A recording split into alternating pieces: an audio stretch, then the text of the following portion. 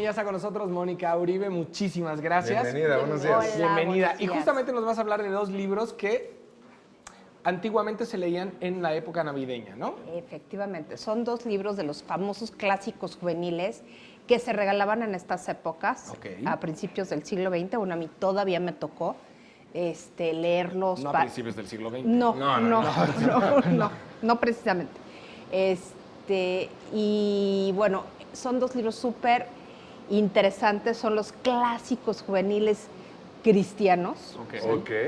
que se leían en esta época. Uno es Fabiola, del cardenal Wiseman, y el otro es Quo Vadis, de Enrique Sienkiewicz. ¿Y por qué eran como tradicionales en esta época el regalarlos? ¿Cuál es el mensaje o por qué leerlos en fin Porque de eran año? los valores cristianos de la conversión al cristianismo.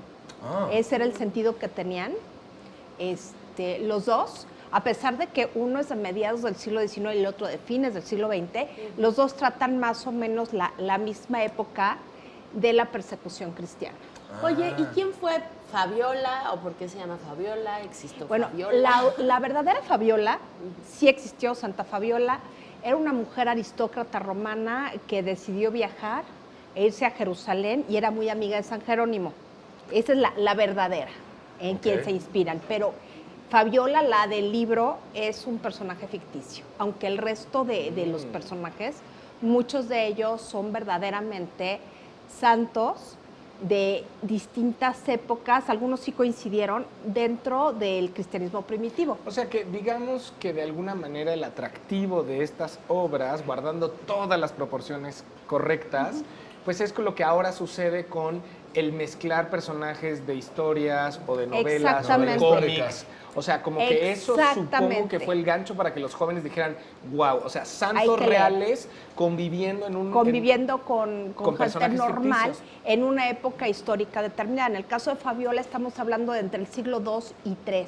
Wow. ¿Y qué personajes podemos encontrar en Fabiola, por ejemplo? Santa Inés, Ok. San Pancracio, Ok. que fueron mártires los dos. No son de la misma época, pero fueron mártires los dos. Santa Emerenciana, San Sebastián, y los demás son personajes ficticios. Santa Emerenciana también. O sea, es una novela histórica. Es una novela ¿Y histórica. Quo Vadis también? Sí, también es histórica y nos presenta una época mucho más primitiva, todavía la época apostólica, nos está hablando o sea, históricamente se sitúa ahí sí, con mucha claridad, entre el año 63 y el año 68 de la era común.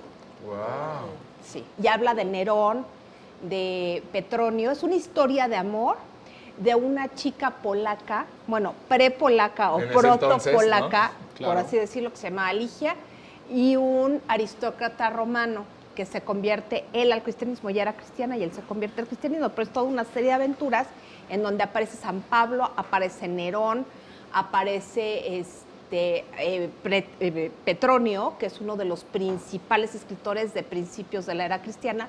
Él era pagano, pero era un personaje muy interesante. En ambos libros se vuelven al cristianismo, entonces de cierta forma el leerlo también te invitaba en ese entonces Exactamente, ese a era el involucrarte punto. más con la religión. Efectivamente, sí. Bueno, y además esta pericia de mezclar diferentes personajes de distintas épocas también, ¿no? Claro. O sea, que no, era Sí, el mismo Quo Vadis universo. es más homogénea en ok. términos temporales, pero Fabiola no. La que es más locochona en el sentido del tiempo es Fabiola. Es Fabiola. ¿Y por qué? O sea, ¿es más moderna? ¿Es una mujer más moderna? ¿Qué hace? Fabiola está escrita antes. Ajá. Pero lo que tiene Fabiola es que el papel de las mujeres es preponderante para la Ok. formación de la comunidad cristiana.